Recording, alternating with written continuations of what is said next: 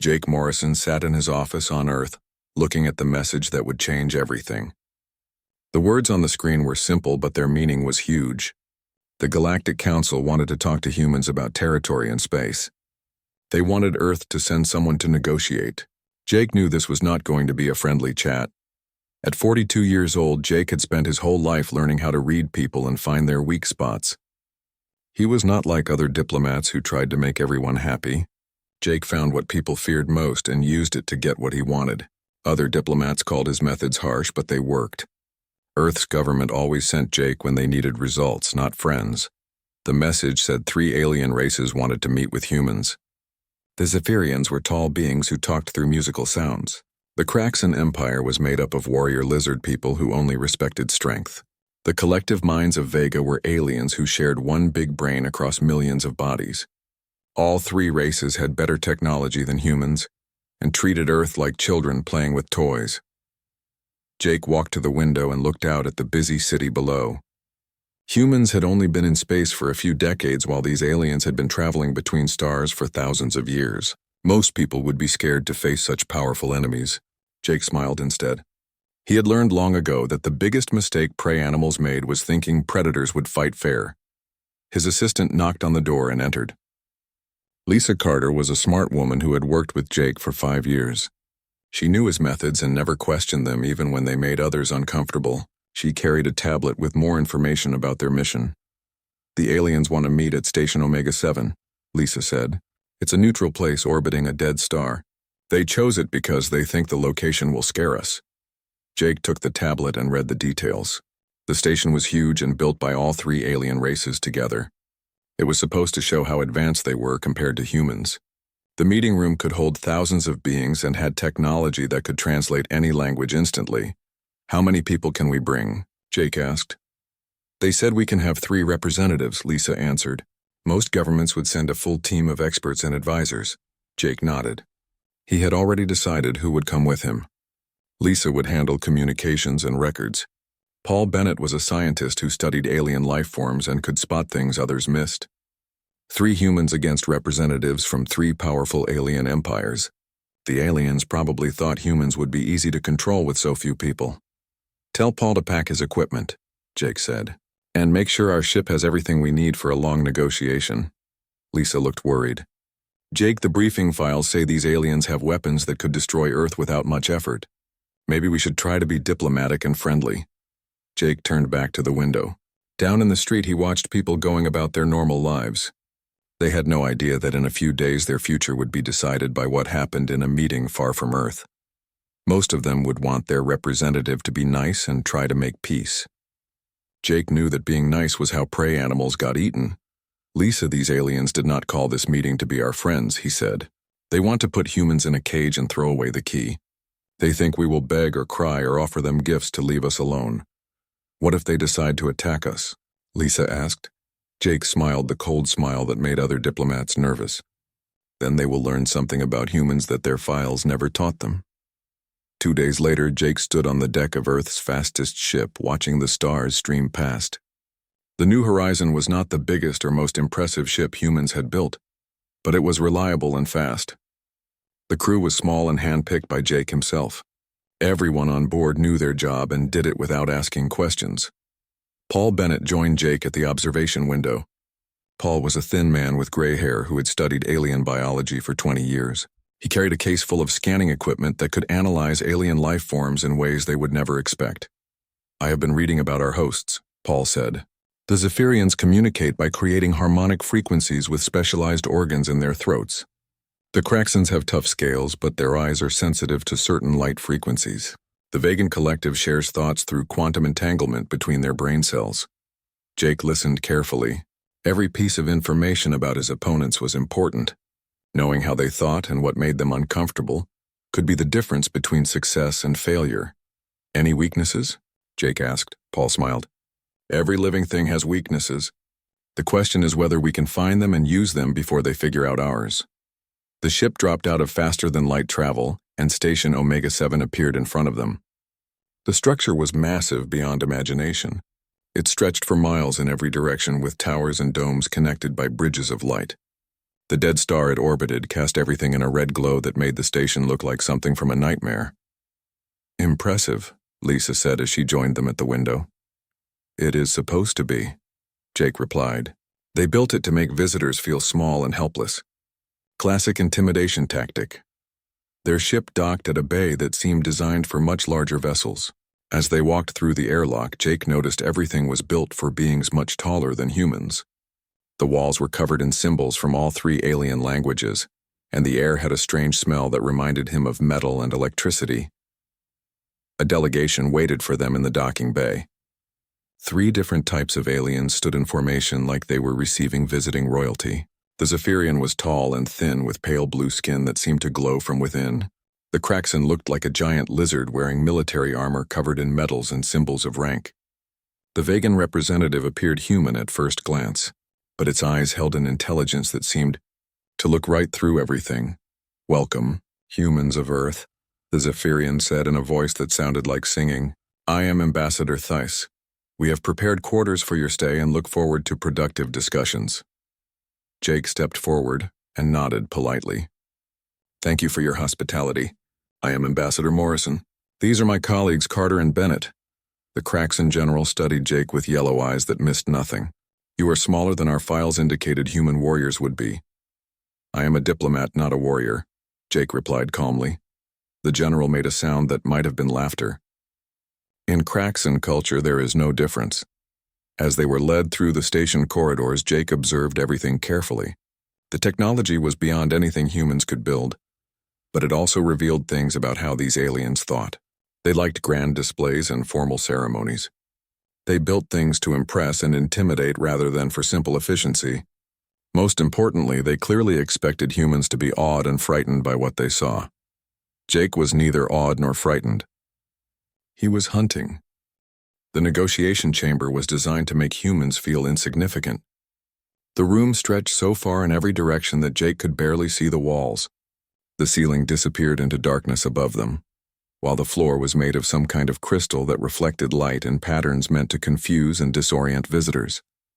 3 massive platforms rose from the floor like mountains, with the alien delegations positioned on top, looking down at the small human section.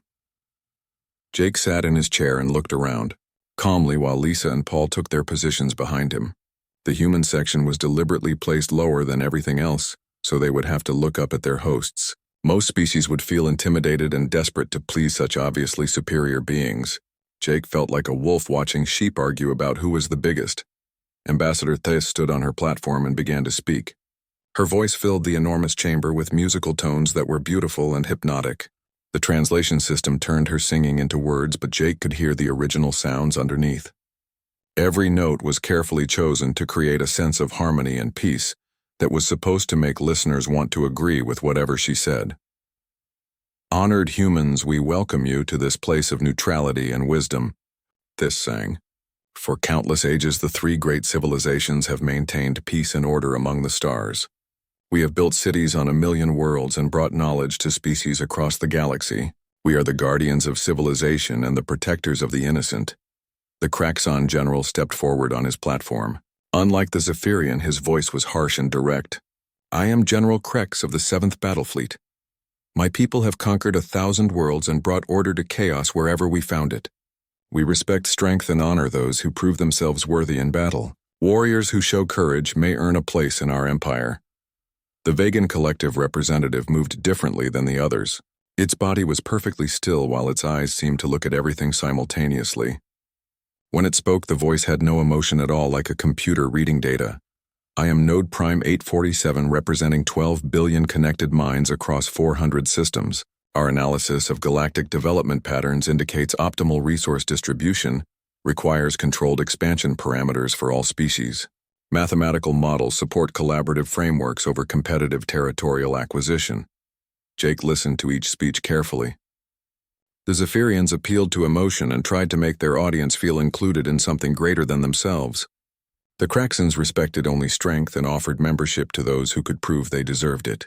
The Vegans treated everything like a math problem that could be solved with the right equation. All 3 approaches assumed humans would respond like every other species they had encountered. When the aliens finished their opening statements, The chamber fell silent. Everyone waited for Jake to stand up and make the usual diplomatic response about being honored to meet such great civilizations and hoping they could find common ground for mutual benefit. Instead, Jake remained seated and made notes on his tablet while the silence stretched longer and longer. Ambassador Thys tried again. Perhaps the human representative would like to share their thoughts on these matters. Jake looked up from his notes and smiled. I am still processing your presentations. Very informative. Before we discuss specifics, I would like to understand your positions better. He stood and walked to the center of the chamber. His casual movement and relaxed posture were completely different from the formal behavior expected in such an important meeting. The aliens had probably never seen a representative treat their grand chamber like an ordinary conference room. Ambassador Thys, your harmonic communication system is fascinating, Jake said. Dr. Bennett tells me it requires multiple neural clusters working together to produce speech. Is that correct? Thys looked confused by the technical question. Our language reflects the unity of our society. All Zephyrians contribute to every conversation. How long does it take to coordinate between clusters? Jake asked. I notice about 3 seconds between when you decide to speak and when sound emerges. That suggests a fairly complex synchronization process. Paul stepped forward with his scanner active. The harmonic frequencies also indicate stress levels and emotional states. Very useful for negotiations. The Zephyrian delegation began to look uncomfortable. They had expected to impress the humans with their beautiful language, not have it analyzed like a laboratory specimen. Jake moved on to his next target. General Krex, your empire has an impressive military record, Jake said. Conquest of 1,000 worlds suggests excellent tactical capabilities. The general straightened with pride. The Kraxan military is unmatched in the galaxy. Our warriors train from birth to serve the empire. Mostly direct assault tactics based on superior firepower and numbers, Jake observed. Very effective against opponents who fight similar wars. How do you handle enemies who use unconventional methods? Krex scowled. Honorable warriors do not hide in shadows or use trickery. They meet their enemies face to face. Jake nodded thoughtfully. That explains some of the patterns Dr. Bennett found in your recent military reports. Significant losses against smaller forces that avoided direct confrontation. The general stepped forward angrily. Those reports are classified military intelligence. How could you possibly have access to them? Jake smiled but did not answer the question. Instead, he turned to face the Vegan representative. Node Prime 847, your collective intelligence is remarkable. Billions of minds working as one must provide incredible processing power. Collective consciousness eliminates individual error and bias, the Vegan replied. Optimal decisions emerge from comprehensive data analysis across all available perspectives. Fascinating, Jake said. Paul, what did your scans detect about their quantum communication network? Paul checked his equipment.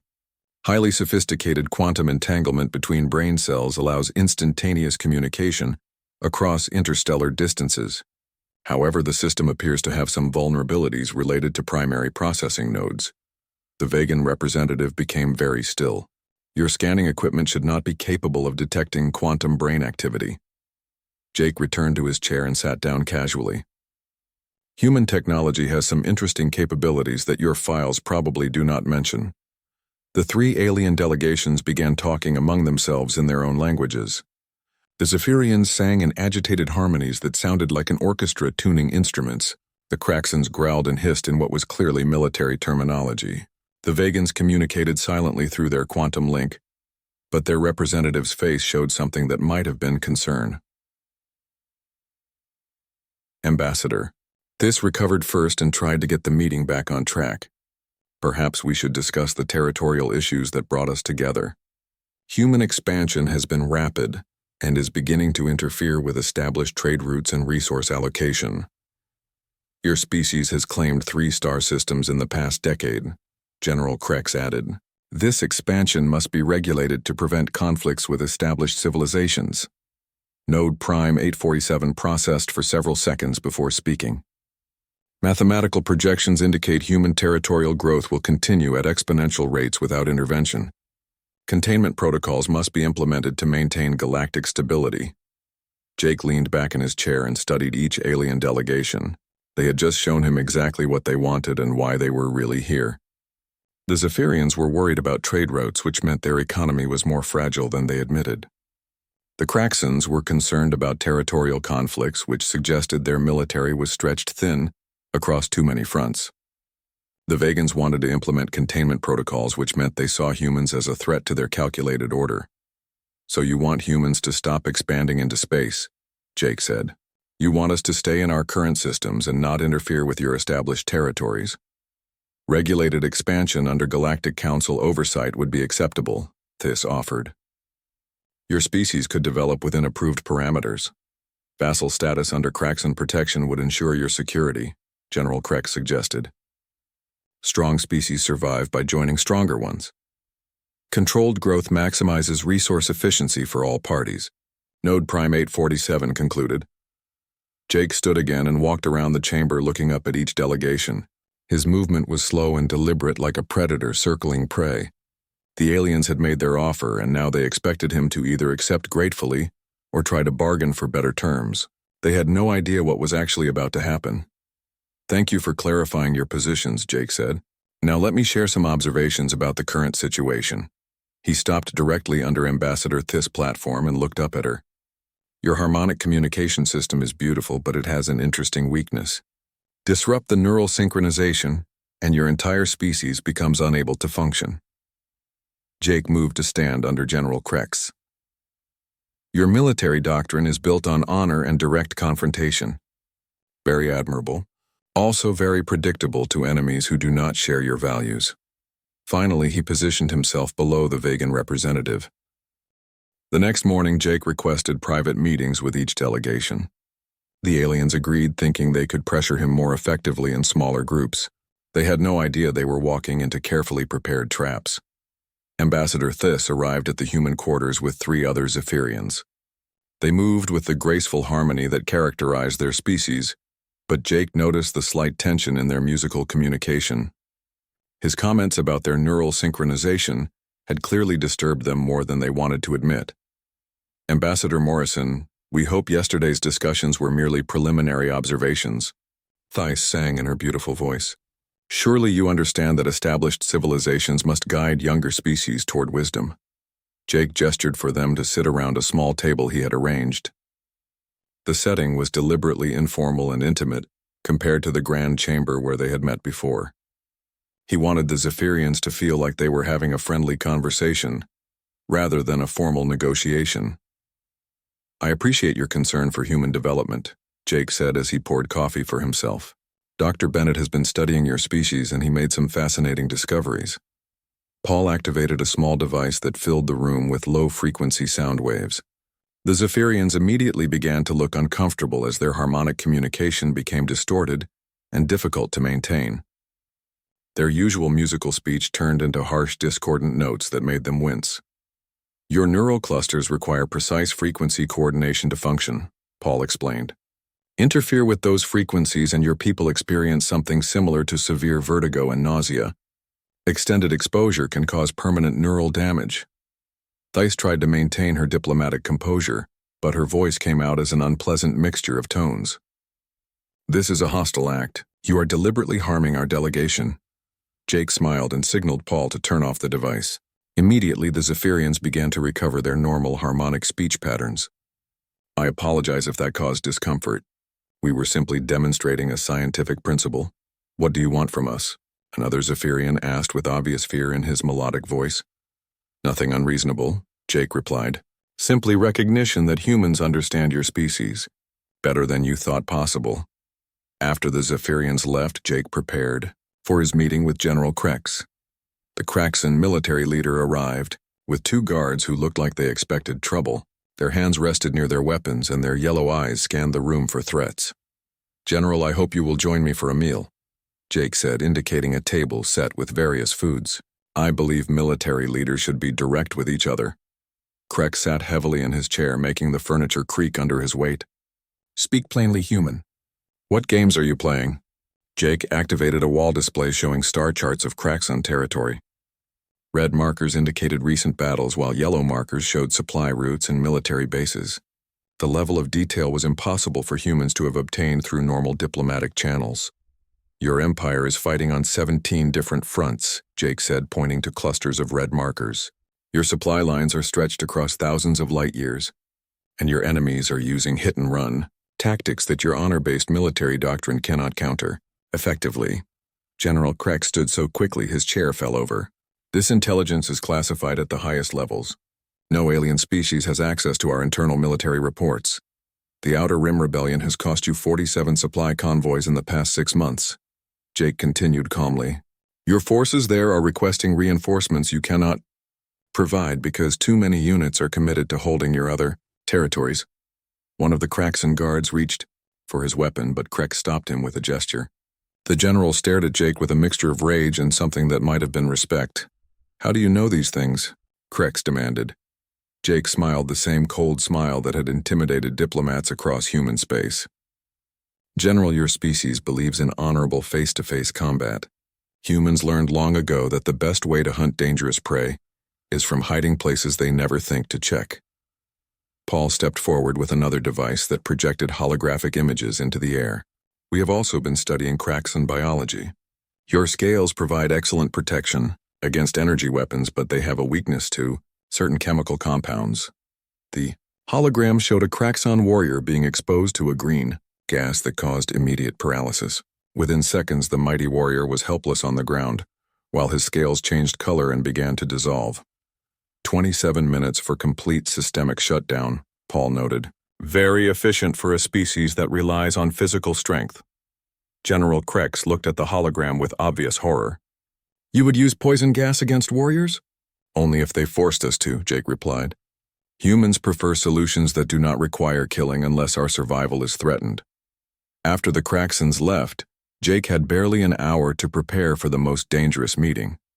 The Vegan collective representative arrived alone, which was unusual since most hive mind species preferred to travel in groups. Node Prime 847 sat perfectly still while its strange eyes seemed to look in multiple directions, simultaneously. Your behavior pattern analysis indicates deception probability at 73.2%, it said in its emotionless voice. However, specific knowledge demonstrations suggest information sources beyond normal intelligence gathering capabilities. Jake leaned back in his chair and studied the alien carefully. Unlike the others, this one showed no obvious signs of stress or concern. The hive mind probably saw the meeting as simply another data-gathering opportunity. Your collective consciousness is impressive, Jake said. Billions of minds working together must provide perspectives that individual species cannot achieve. Collective processing eliminates individual bias and emotional interference. Node Prime 847 replied.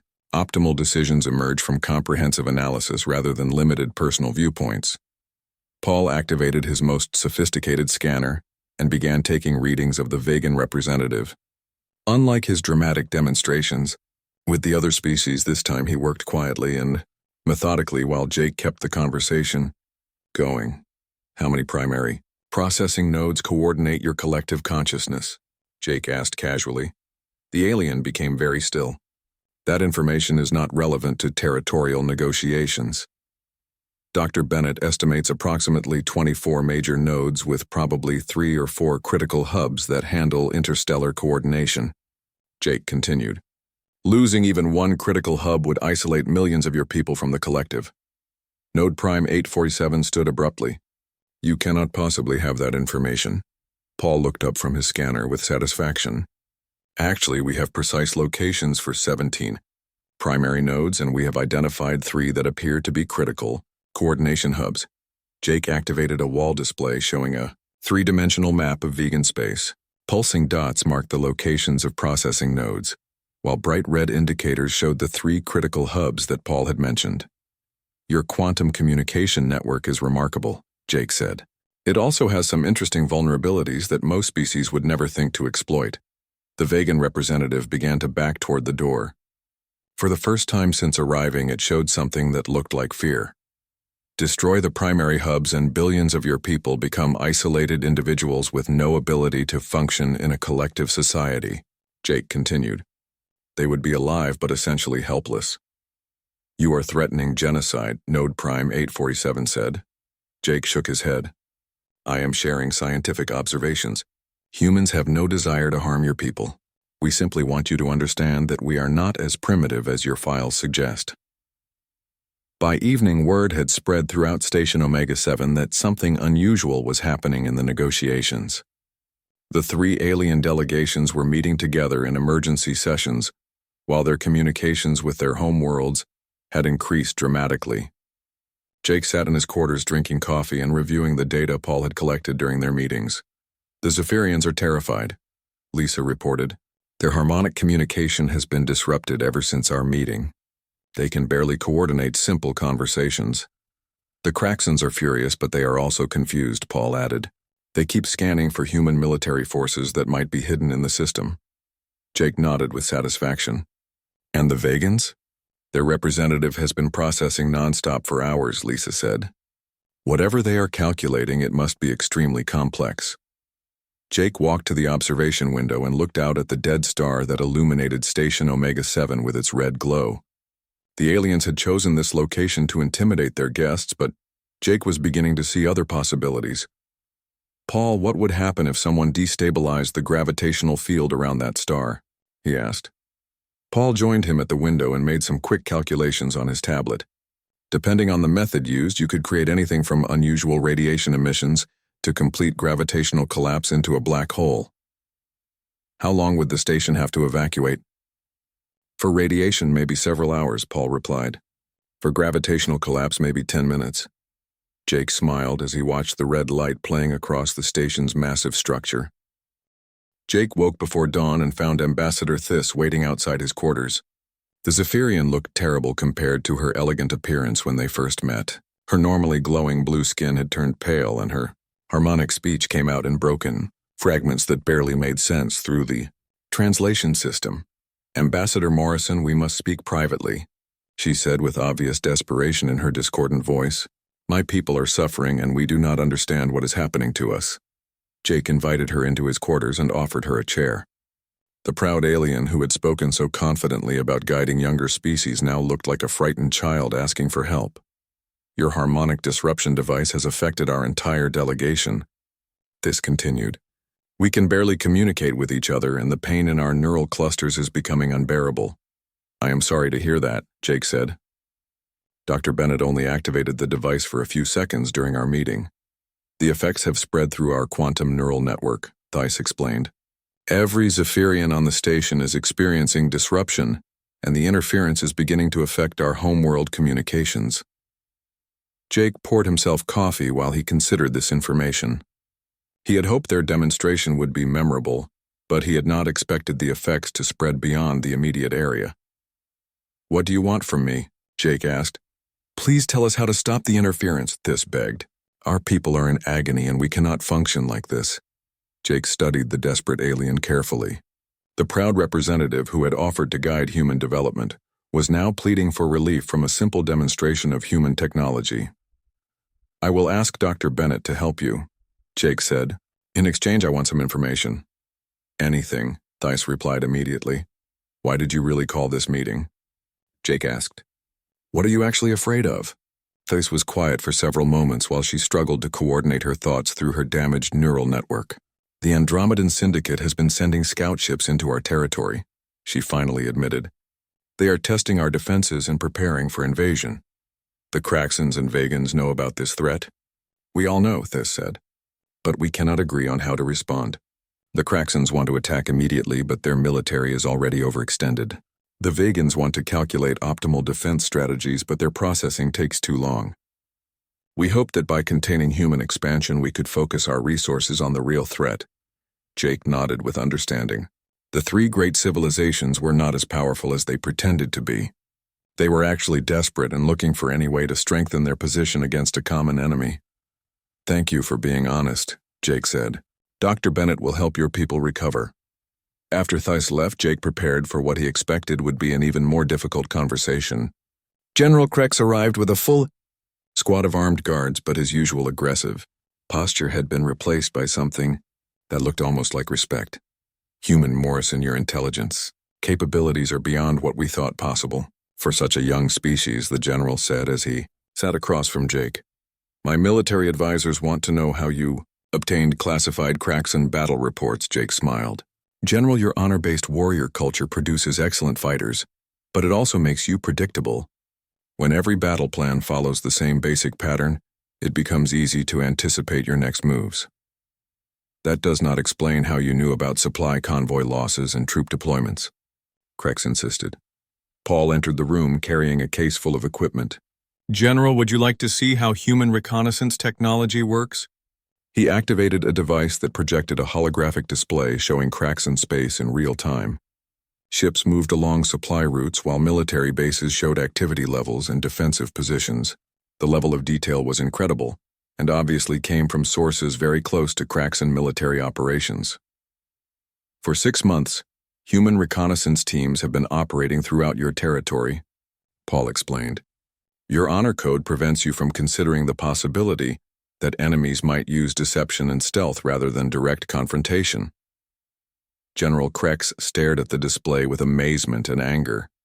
Impossible. Our security forces would detect any infiltration attempts. Your security forces look for enemies who fight like Kraxans, Jake replied. They never considered that humans might have different approaches to gathering information. Paul expanded the display to show other areas of space. We also have teams monitoring Zephyrian trade routes and vegan collective processing nodes.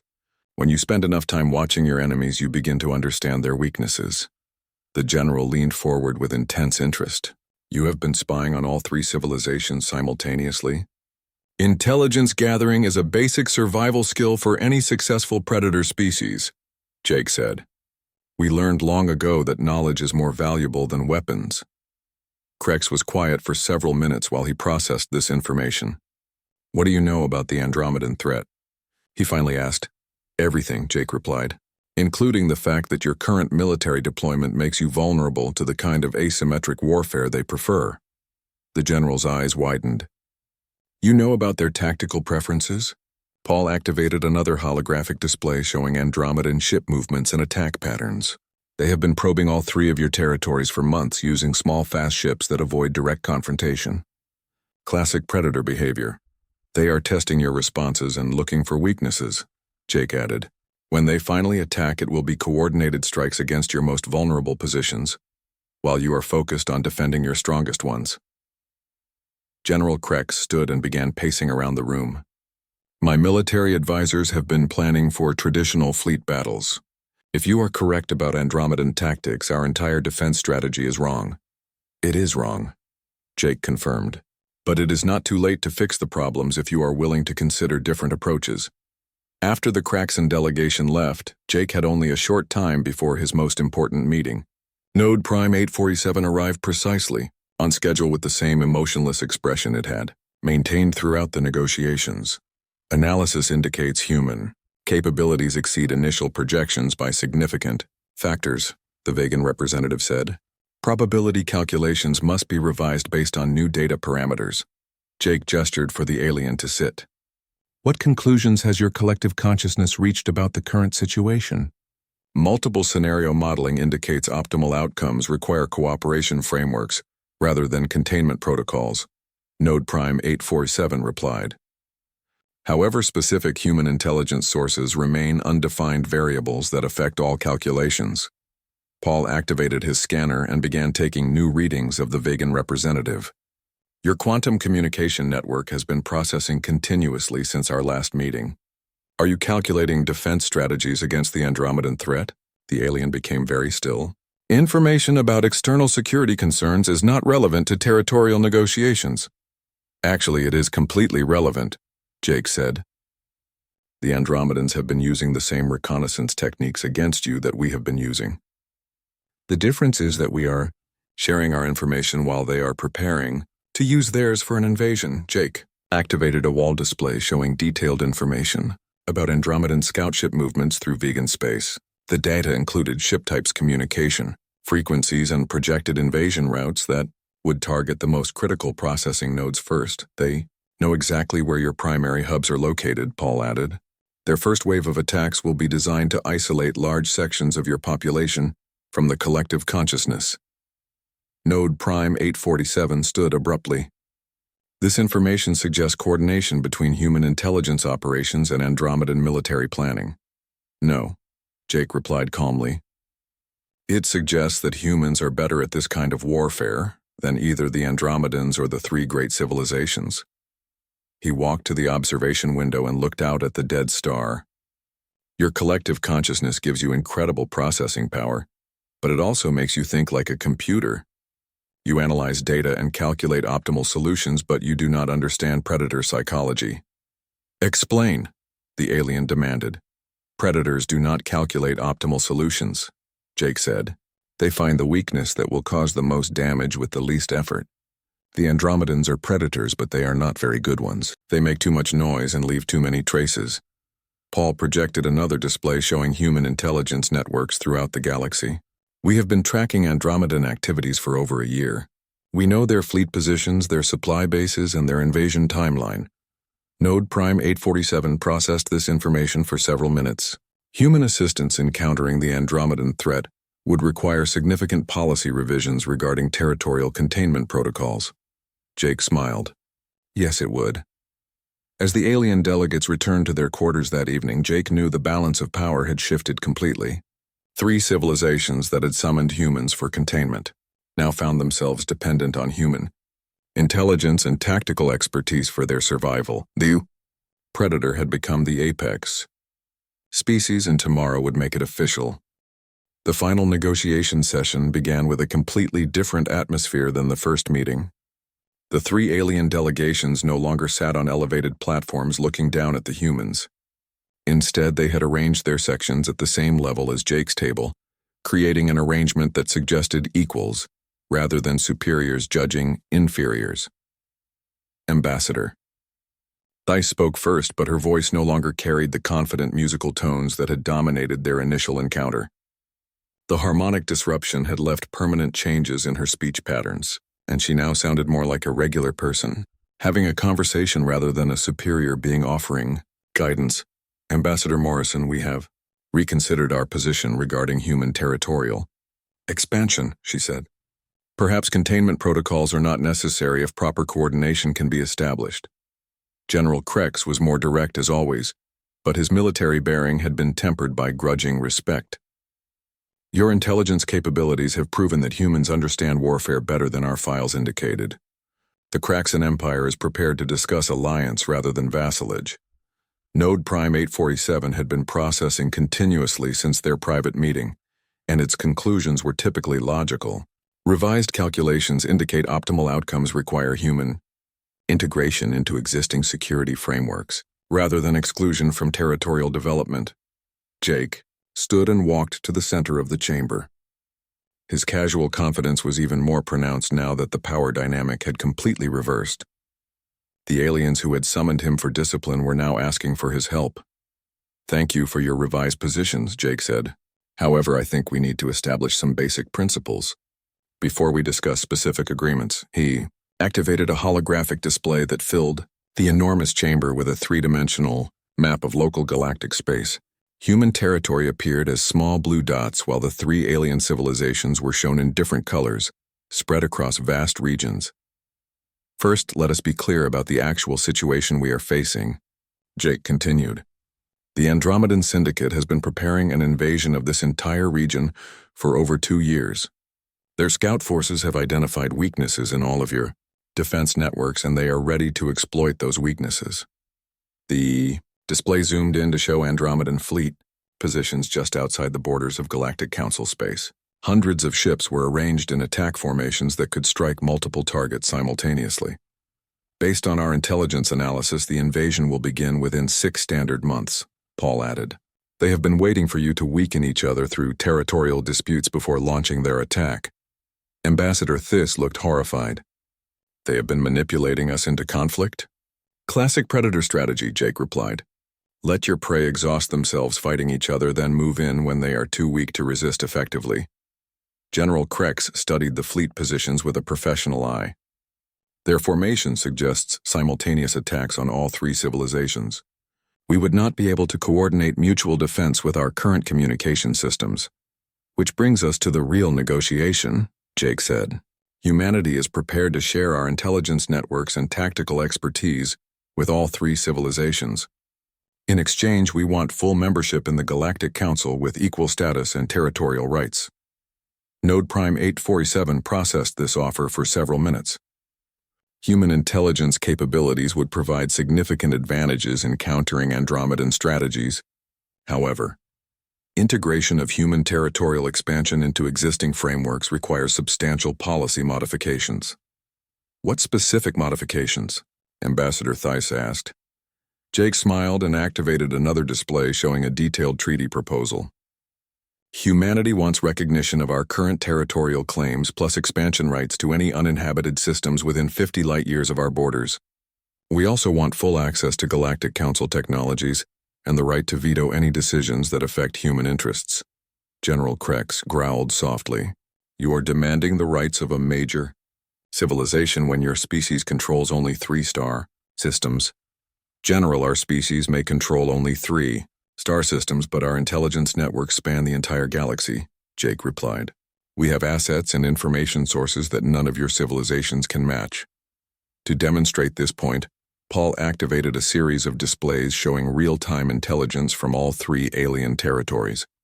Military positions, economic data, political developments, and security assessments appeared in incredible detail. This is impossible, Theiss said. No species could have penetrated our system so completely without detection. No species that fights like you do, Jake corrected.